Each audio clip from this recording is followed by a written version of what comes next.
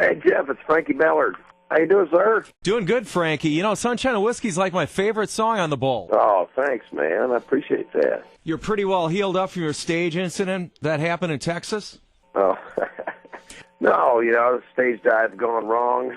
Separated my shoulder, but that's what happens when you're rocking out. Well, I guess the short version, how this all began for you? I was playing honky tonks up in Michigan, bars, birthday parties, weddings, clubs, anything that would have me. Just making a living playing music, 4 or 5 nights a week. And Kenny Chesney was doing this thing on one of his tours a few years back, called the Next Big Star Competition. And he'd come into a town and he'd do a battle of bands to get to open up for him, and so a local band would get to open up for him in every city, which was really cool. And so he came to Grand Rapids, and I entered the competition and won and got to open for him. And so that really gave me a spark, It wasn't anything more than just getting to open for him, but it really gave me the confidence to say, you know what, man, you should really try to take this thing to the next level, man.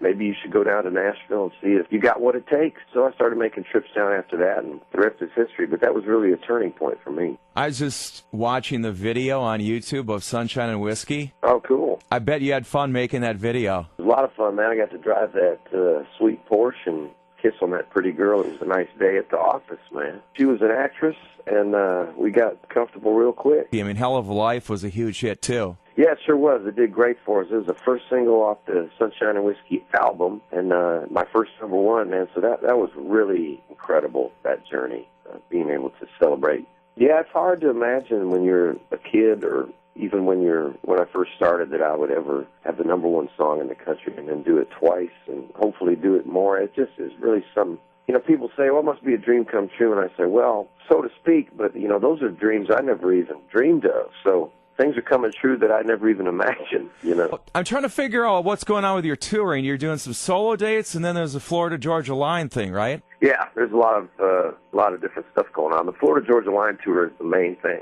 We've been out with those guys for, this is like the 3rd or 4th weekend with them, and, we're constantly doing our own thing as well. I like to stay busy, so we're always out there on the road, man. It's very important to me. Maybe people that you like to listen to, people that you work with or want to work with. I don't know if you have favorite or somebody that you're hoping to work with. I have a wide variety of musical taste, but, I really like what Casey Musgraves is doing. I really think she's got a cool thing happening. A guy, I think it'd be cool to do something with Eric Church, because I love what he does, too.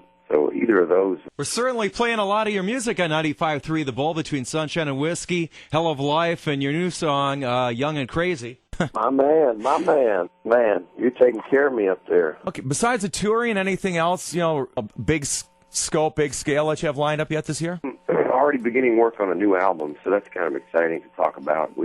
I've been writing a bunch, and we're going to be recording that this spring. So this will be the last, Young and Crazy will be the last single off Sunshine and Whiskey. Well, we're looking forward to seeing you March 13th. You got it, man. Thank you so much for the support and love up there.